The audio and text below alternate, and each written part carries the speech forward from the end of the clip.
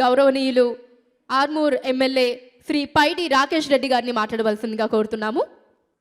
బుల్లితెర పెద్ద పండుగ అవార్డు ఫంక్షన్స్కు ఆహ్వానించిన సోదరుడు యాదగిరి అన్నకు, మరి ముఖ్యంగా ఈరోజు ఎందుకో నా అదృష్టమే అనుకుంటున్నాను, ఇష్టపడే వ్యక్తులందరూ స్టేజ్ మీద ఉన్నారు. ఎందుకంటే నేను డిఫరెంట్ అండి, చిన్నప్పటి నుంచి చాలా కష్టాలు పడి పైకి వచ్చాను కాబట్టి. చిన్నన్న లాంటి రాజకీయాల్లో ఒక నిజాయితీ పరులు, అవినీతి లేకుండా 40 సంవత్సరాలు మలినమంటకుండా నాయకులు. నేను చిన్నప్పటి నుంచి ఇష్టపడే ఎర్రగొంతు నా అక్క విమలక్క. మాదాల రవితని పరిచయం లేదు కానీ చిన్నప్పటి నుంచి మాదాల రంగారావు సినిమాలు చూసి పెరిగిన నేను. నాంపల్లి స్టేషన్ కాడ Rajalingam, your child actor. And ఎప్పుడు చూసే శ్యామలక్క.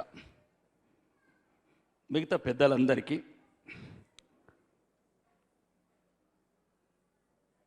నేను ఎందుకు వస్తాను ఇట్లాంటి సమావేశాల కంటే, ఆ బాబులకు ఈ బాబులకు అందరూ ఉన్నారు, ఈ చిన్న బాబులకు ఎవరు లేరు. చిన్ని చిన్ని ఆశలు, చిన్ని చిన్ని కలలు. మేము జీవితంలో మేమెప్పుడు కలలు కన్నా ఈ కసాయి లోకం చిదిమేసింది మమ్మల్ని. మా కలలన్నీ చిదిమేసిండ్రు. స్వార్థపూరితమైన సమాజం.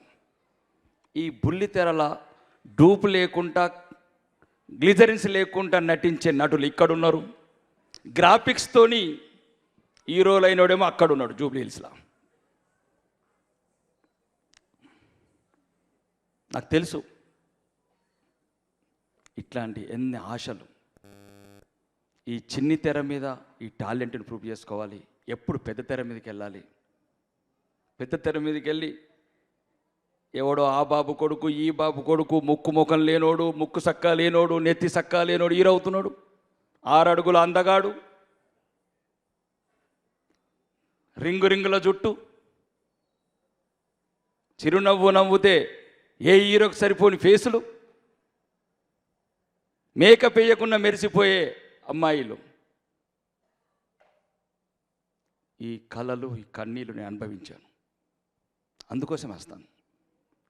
ఈరోజు 8 మీటింగ్లు క్యాన్సిల్ చేసుకొని వచ్చాను. 8 మీటింగ్. మా ఆశలు చిదిమేసిన సమాజం, మీ ఆశలు చిదిమేయద్దు. రెండోది, ఇక పద్మమోహన. మా జీవితం పద్మానికి అంకితమైంది. ఇదొక కారణం. ఆ మురళి కావచ్చు, ఆ పద్మం కావచ్చు, చూసినప్పుడల్లా మా బతుకు, మా భవిష్యత్తు మొత్తం దాంతోనే ముడిపడి ఉంది. ఇప్పుడు భిక్షమ లాంటి సోదరి, ఆ గొంతుంటే అమాయకత్వం. మా పల్లెటూళ్ళు చూస్తే మా అక్కను చూసినట్లు, మా చెల్లెని చూసినట్లు. ఇక్కడ కాస్మోటిక్ నవ్వులు, డబ్బు ఉంటేనే పలకరించే మాటలు, అధికారం ఉంటే పక్కన ఫోటోలు దిగే, సెల్ఫీలు దిగే సంస్కృతి. మళ్ళీ ఎక్కడికో వెళ్ళిపోతున్నాం మేము గ్రామాలకు అట్లాంటి గొంతులు. కానీ అక్క పాట పాడేటప్పుడు ఏమన్నదంటే, పూలు దేవల్లా సాంబయ్య, మాలలు దేవల్లా సాంబయ్య. నువ్వు పూలు తెచ్చే వరకు సాంబయ్య లేకపోతే ఎట్లా ఈ దేశంలో? పక్క దేశాలల్లా పూలు, మల్లెపూలు, మంగళారతులు, కొవ్వొత్తులు, కొబ్బరికాయలు తెచ్చే లోపల గుడి అయిపోయింది. ఇది కూడా దృష్టిలో పెట్టుకోండి. బుల్లితెర నుంచి పెద్ద తెర, పెద్ద తెర నుంచి ఇంకో తెర, అన్ని తర్వాత ధర్మం, దేశం. కాబట్టి పాటలు కట్టే కవులకు కూడా చెప్తున్నా, కవులు కట్టేటప్పుడు కాపాడుకోవడం కూడా నేర్పండి. గుళ్ళు ఉన్నాయని చెప్పడం కాదు, చరిత్రలో గుళ్ళు మిగులుతాయని చెప్పండి. ముఖ్యంగా చిన్ని తెర యాక్టర్స్ కావచ్చు, మీకు కావాల్సిన ఇబ్బందులు ఉన్నప్పుడు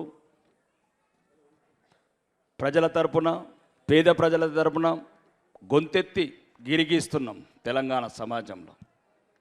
మీకే సమాజం వచ్చినా వాడు వీడు ఎవరు లేడు, ఎవరితోనైనా పని చేయించే బాధ్యత నాది. న్యాయంకు, ధర్మంకు ఎవరి దగ్గర ఏం భయపడే అవసరం లేదు. ముఖ్యంగా చిన్నన్న మీ ద్వారా చెప్తున్న గౌరవనీయ ముఖ్యమంత్రి స్నేహితుడైన రేవంత్ రెడ్డి గారికి, అన్న మేము పుట్టక ముందు రవీంద్ర భారతి పుట్టిందన్న. పంక పెట్టేటోడు లేడు, ఏసీ పెట్టేటోడు లేడు. ఏమైందన్న? పేదోడు ఉంటాడనా?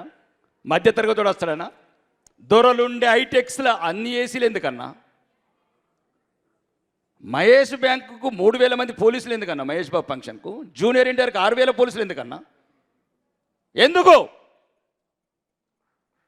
ఎందుకు అడిగేవాడు లేడు.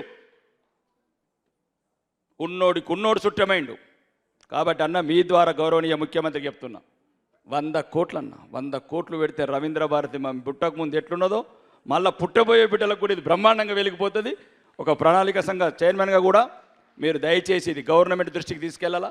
ఈ చిన్ని చిన్ని కళలు, చిన్ని చిన్ని సంస్కృతి సాంప్రదాయాలు, ఈ కళలు బతకనన్నా. కోకాపేట్ పబ్ కల్చర్లు, జొన్నవాడ రేవు ఫంక్షన్లు ఆపుదామన్నా. డబ్బున్న నా కొడుకులను దమ్ము దించుదాం. కాబట్టి చెప్తున్న ప్రభుత్వానికి 1,000 కోట్లు 3 లక్షల కోట్ల ఆదాయం రవీంద్ర భారతి రివేరెందుకు కాదు. ఒకటే ఒక కారణం, పేదోడు ఉంటాడు ఇక్కడ, పేద కళాకారుడు వస్తాడు. కానీ దీనికి ఒక చరిత్ర ఉంది. యోధాను యోధులు, పెద్ద పెద్ద కళాకారులు అక్కినేని నాగేశ్వరరావు కావచ్చు, ఎన్టీ రామారావు కావచ్చు, సావిత్రి లాంటి నటులు పాదమీడిన స్టేజ్ ఇది. కాబట్టి దయచేసి ఇది గుర్తుపెట్టుకోండి. తొందరలోనే రాజమౌళి అనుకుంటారా, ఏదో ఒక మౌలి అనుకుంటారా, గ్రాఫిక్స్ గీయండి, ఇంటీరియర్ గీయండి, శాత కాకపోతే నాకు చెప్పండి, అరగంటలో కూర్చుంటా, ఫినిష్ 1 మంత్ లోపల. కళలని బతికిద్దాం, సాంప్రదాయాలు బతికిద్దాం, సంస్కృతికి బతికిద్దామన్నా. జొన్నవాడ ఫామ్ హౌస్లను ఆపుదామన్నా, ఇక రేవు పార్టీలు ఆపుదామన్నా, పేద బిడ్డలని డ్రగ్స్ ఇంజక్షన్ ఇచ్చి ఆపుదామన్నా. కాబట్టి చెప్తున్నా మీకు కూడా, దురలవాట్లకు దూరం ఉండండి. మీరే భవిష్యత్తు భారతదేశం. మామూలు స్థాయి, గ్రామ స్థాయిని వచ్చిన మేమే ఈ స్థాయికి వస్తే, చదువుకున్న వాళ్ళు, అందంగా ఉన్న వాళ్ళు, సమాజంలో అంతో ఇంతో మిమ్మల్ని గుర్తుపట్టే లక్షలాది మంది ప్రేక్షకులు ఉన్నప్పుడు మీకు మంచి భవిష్యత్తు ఉంది. ఈ దేశాన్ని మంచిగా ముందుకు తీర్చిదానికి వెళ్ళండి. రెండంగా హైదరాబాద్లో అన్న, ఈ 4th సిటీ అని మధ్యన ప్రపోజల్ పెట్టారు గౌరవనీయ ముఖ్యమంత్రి గారు. ఈ బుల్లితెల కళాకారులకు వేలాది ఎకరాలన్న, 5,000 ఎకరాలు పడి ఉన్నదాడ. కొద్దిగా పేద కళాకారులను దృష్టి పెట్టుకొని వీళ్ళకి కావాల్సిన రికార్డింగ్ స్టూడియోలు కావచ్చు, వీళ్ళకి కావాల్సిన స్టూడియోలు కావచ్చు. ఇప్పుడు నిన్నగాక మొన్న స్కిల్ యూనివర్సిటీకి మనం ల్యాండ్స్ ఇచ్చినాం. వీళ్ళకు కూడా ఒక 500 ఎకరాలు ఇచ్చి ప్రభుత్వం అన్ని వసతులతో అభివృద్ధి చేసి, సుమారు అన్నపూర్ణ స్టూడియోలో, ఇంకో స్టూడియోలో, డబ్బున్నోడు స్టూడియోలు ఉన్నాయి. దాంట్లో ₹1,00,000 ఉంటే అన్న 10,000కి ఇద్దామన్నా. కళని పైకి తీద్దాం, పేద బిడ్డలను ప్రోత్సహిస్తాం. డబ్బు ఉంటే వాళ్ళు కూడా నాగార్జున కొడుకులాగా సినిమా తీసుకుంటారన్న, 10 సినిమాలు ఫ్లాప్ అయినా కానీ. లేకపోతే అఖిల్ బాబు బుల్లి బుల్లి అడుగులతో సిసింద్రి సినిమా తీసుకుంటారు. లేవు మా దగ్గర డబ్బులు. అంటే మేము చూస్తుంటాం, అప్పుడప్పుడు చూస్తాం, చిన్నప్పుడు చూసేవాళ్ళం. ఏడాదికే ప్రమోషన్ ఇస్తారు రాష్ట్రపతి మన వల్లగా. ఈడేమో మొత్తం కష్టపడి ఇవన్నీ రకాలుగా పద్మశ్రీ అవార్డు కాదు, ఎన్ని అవార్డులు కొట్టే టాలెంట్ ఉంటుంది కానీ పట్టించుకోరు. కాబట్టి ఏ అండ లేనోడికి కళాకారులకు ప్రభుత్వమే అండగీయాలా. వీళ్లకు 4th సిటీలో 500 ఎకరాలు ఇచ్చి అన్ని రకాలుగా స్టూడియోలు, అన్ని వసతుల్లోని మినీ రామోజీ ఫిల్మ్, మీరు ఏదైనా పేరు పెట్టుకుని, ఇందిరమ్మ మినీ స్టూడియో అని పెట్టుకుంటారా, రాజీవ్ గాంధీ మినీ స్టూడియో అని పెట్టుకుంటారా, రాహుల్ గాంధీ స్టూడియో అని పెట్టుకోండి. కానీ మాకు మాత్రం మంచి క్వాలిటీస్, అప్డేటెడ్ టెక్నాలజీతోని ఏమేమి ఉన్నాయి అన్ని వసతులు ఇస్తే, వాడు ఇట్లా ఒక 10 లక్షలతో వాడు అనుకున్న కోరికలు, ఇప్పుడు అది చెప్పాడు సోదరుడు, మంచి పాట రాశాడు రేవంత్ రెడ్డి గారి మీద. అంతకుముందు కూడా అదే నేను ఒక మంచి పాటలు రాశాడు. అట్లాంటి కళాకారులు, భిక్షమ లాంటి కళాకారులు మనకు ఈరోజు తెలంగాణ ఖ్యాతిని దేశవ్యాప్తంగా గుర్తింపు తీసుకొస్తారు. అలాగే యాదగిరి గౌడ్ లాంటి వాళ్ళకు కూడా ఏదో ఒక అవార్డు పడేయండి. ఓడోడుకో బ్రోకర్ గాళ్ళకు, చీటర్ గాళ్ళకి ఇస్తారు అవార్డులు. ఆడికి ఆ శ్రీ ఈ శ్రీ అనుకుంటా ఒక శ్రీ పడేయండి మాకు కూడా. ఇంకా వేలాది మంది కళాకారులను ప్రోత్సహిస్తాడు. ఆడు ఆ శ్రీ ఈ శ్రీ అనుకుంటా పైరవి చేసుకుంటోడు, సెక్రటరియట్ చుట్టూ తిరిగేటోడు, దొరలేంబడ గడిలో కావాలి కాసే కుక్కలు, డబ్బు ఉన్నోడు చోటు బ్రోకర్ చేసే కొడుకులు, వాళ్ళకి ఇచ్చేది ఏందన్న 35 ఏళ్ళ నుంచి ఇచ్చి ఇచ్చి చేతులు అరిగిపోతున్నాయి. కాబట్టి దయచేసి ప్రభుత్వమే చేయాలి కొన్ని పనులు.